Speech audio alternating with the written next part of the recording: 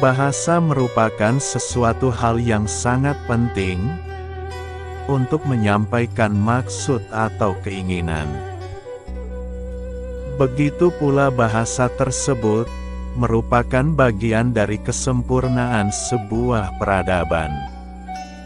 Akan tetapi terkadang bahasa sendiri jarang sekali dibahas di dalam mengungkap sebuah sejarah. Sama halnya di saat mengungkap peradaban Sunda pada masa lalu. Jarang sekali yang membahas asal-usul dari bahasa Sunda itu sendiri. Padahal bahasa merupakan sumber yang sangat penting di dalam mengukur waktu, serta asal penghuni di peradaban tersebut. Di dalam perjalanan sejarah Sunda wiwitan, bahwa asal mula bahasa Sunda kuno, yakni berasal dari rumpun bahasa Sino, yaitu bahasa tertua yang berada di daratan Asia Timur, di mana bahasa Sino sendiri digunakan di abad 20 sebelum Masehi oleh dinasti besar pada saat itu, yakni dinasti Sin. Adapun bahasa Sino merupakan campuran antara bahasa Indo-Eropa dengan bahasa lokal. Begitu pula bahasa Sino mempunyai beberapa turunan rumpun bahasa. Antara lain rumpun bahasa Sui yang sekarang menjadi bahasa Mandarin.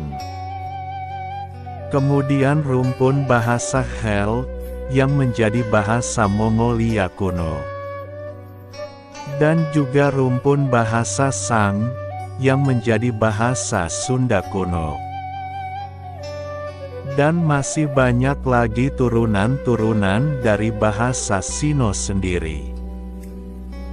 Adapun ciri khas dari bahasa Sino, yakni dari akhiran kata, yang selalu didominasi dengan huruf eng, n, serta m.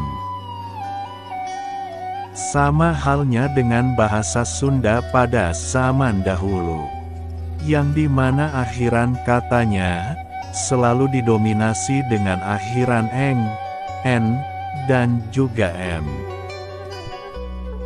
Contohnya kata hiang, agung, gunung, caang, herang, garang, dan masih banyak lagi yang lain, yang dimana akhiran kata menggunakan huruf eng. Adapun kesamaan di akhiran kata dari sebuah bahasa, itu merupakan ciri dari peradaban manusia di zaman dulu. Contohnya peradaban bangsa Yunani, ciri khas akhiran kata, yakni huruf S.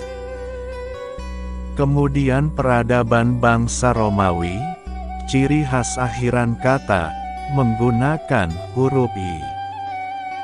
Sama halnya dengan peradaban bangsa Indo-Eropa, yang menggunakan bahasa Slavia, ciri akhiran katanya, menggunakan huruf of.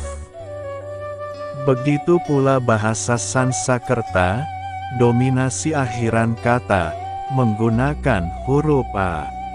Seandainya kita mengetahui bahwa Sunda pada zaman dahulu telah mempunyai bahasa sendiri, maka tidaklah salah jikalau Sunda pada zaman dahulu merupakan bagian dari peradaban dunia.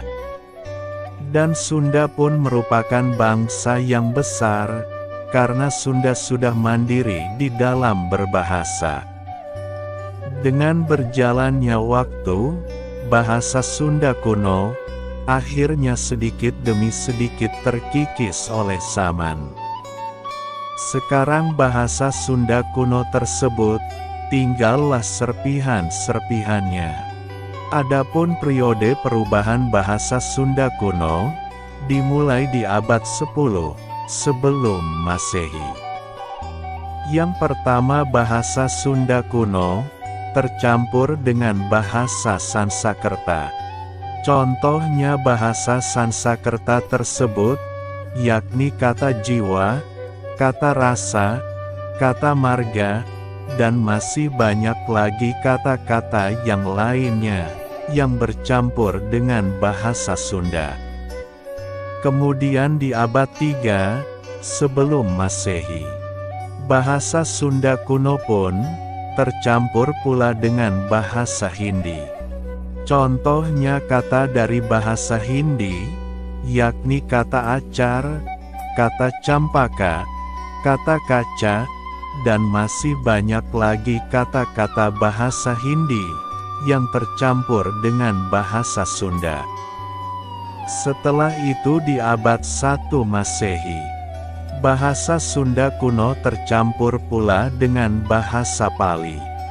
Contohnya kata dari bahasa Pali, yakni kata hiji, kata siki, kata meni, kata umpami, kata sami, dan masih banyak lagi kata-kata dari bahasa Pali yang bercampur dengan bahasa Sunda.